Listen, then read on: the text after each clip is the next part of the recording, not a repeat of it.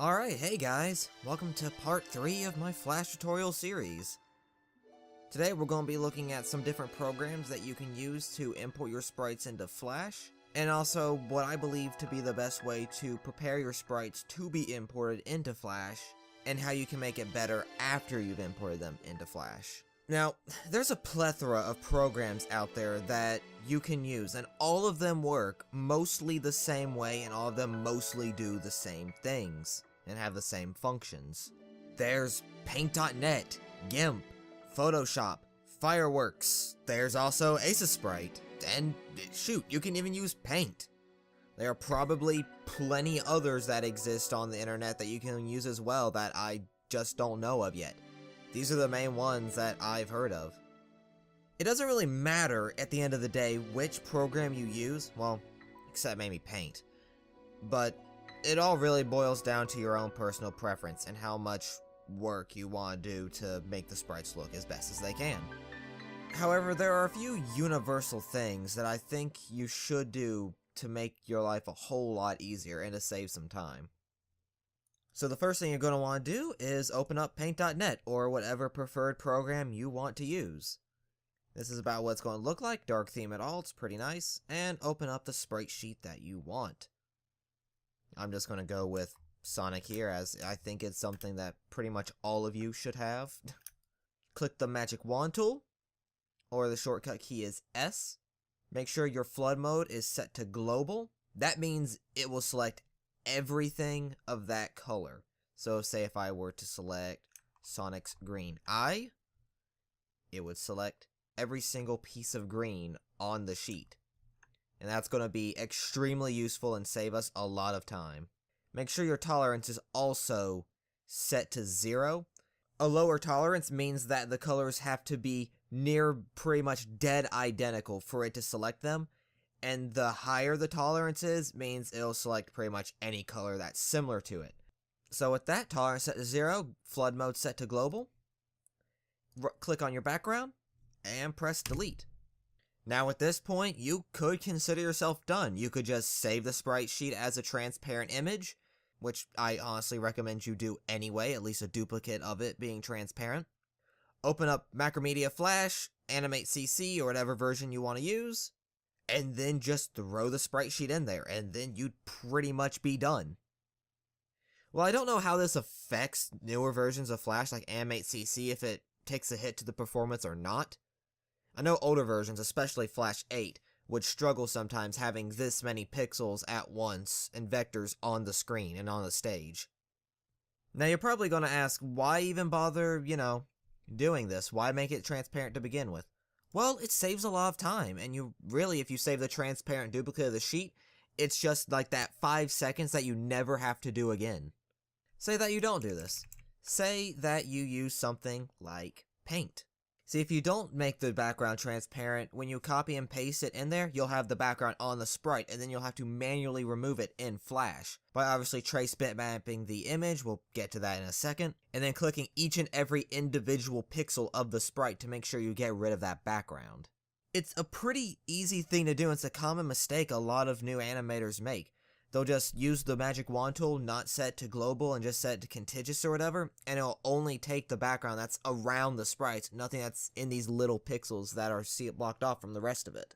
And even then, if they do that and they take the time like I used to click every single one of those pixels, it's still incredibly easy to miss. Doing this will pretty much remove all problems that you have of backgrounds appearing on your sprites.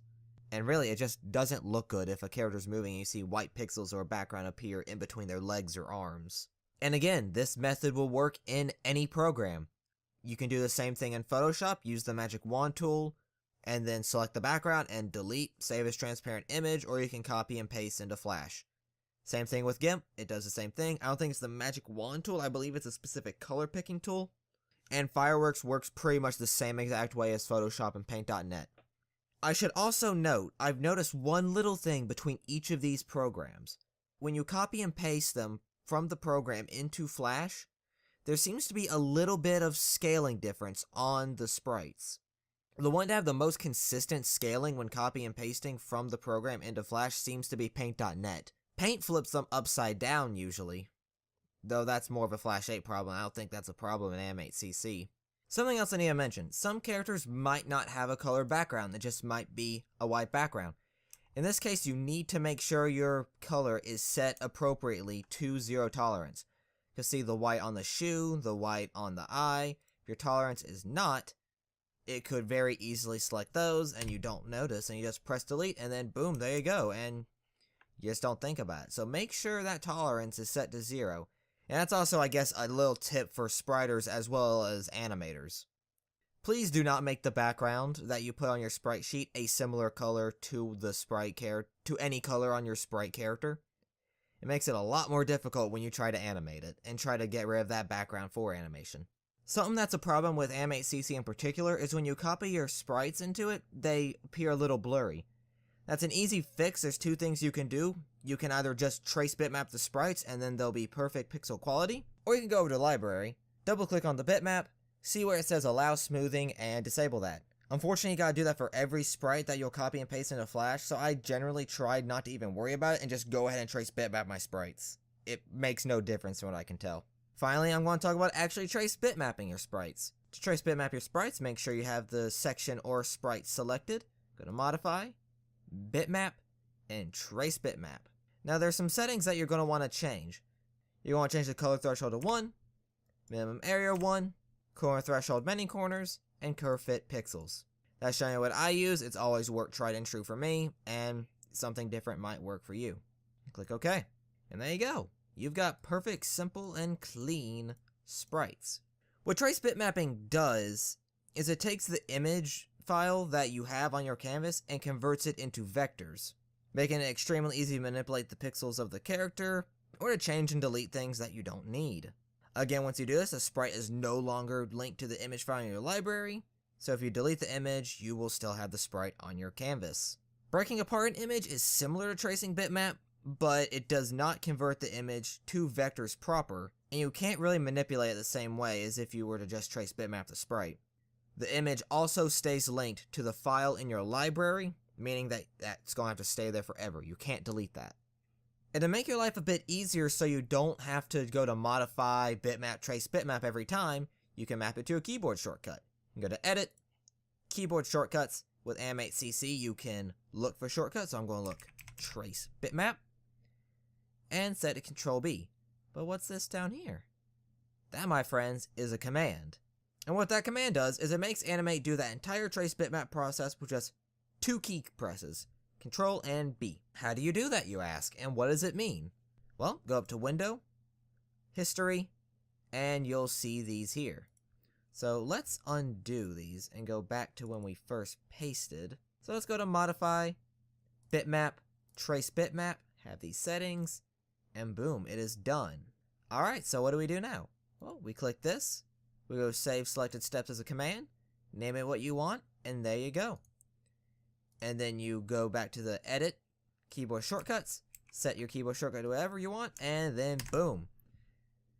Again, it's a little time-saving thing that I like to do, so I don't have to press Enter or press OK every time that window pops up. If you want my personal keyboard shortcuts that I use and the commands that I use every single day, then I'll have a link to those down in the description so you guys can use them. I'm going to have 2 different files for the keyboard shortcuts because apparently Animate CC uses a different file format for the keyboard shortcuts than what the previous versions use. To get to where you need to install these commands and keyboard shortcuts, press Windows key and R, type in the %, app data, %, click enter, go to Adobe, Animate, 2018, and then shortcuts. And then paste the JohnTB shortcuts.xml file into that folder. Same thing for the commands, except you have to go to a little bit of a different area for that. Back out to the app data area, go to Local, Adobe, Animate CC, ENUS, Configuration, and Commands. And then you'll have to copy all the commands into that area. Restart Animate CC if you had it open already, and there you go. You'll have all those commands and keyboard shortcuts at your disposal. For Flash 8, and I believe all other versions of Flash outside of Animate CC, go back to the Local folder, Macromedia, Flash 8, EN, Configuration, and then you have right there keyboard shortcuts, and you'll have commands. Again, paste the commands in the commands folder, and throw the JohnTB keyboard shortcuts.wfx into the keyboard shortcuts folder. Again, restart Flash if you already had it open, you'll have those all at your disposal.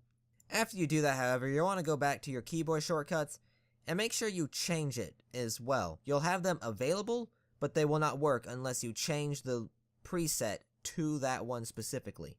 Otherwise, it'll maintain the default. And really, I believe that's all there is to it to getting your sprites ready to be imported into Flash or Animate. Sprites are transparent, ready to go, ready to drag and drop the file or copy and paste the selective sections you need into Flash and ready to get to animating.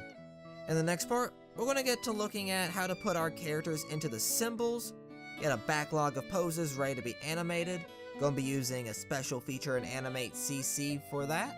And then we're going to get to a little bit of the timing and how you should properly time how to animate certain sections of the character, or for whatever style you are going for.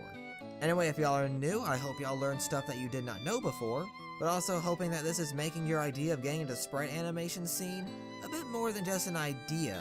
Just always remember to keep practicing and to have fun. See you guys in the next one.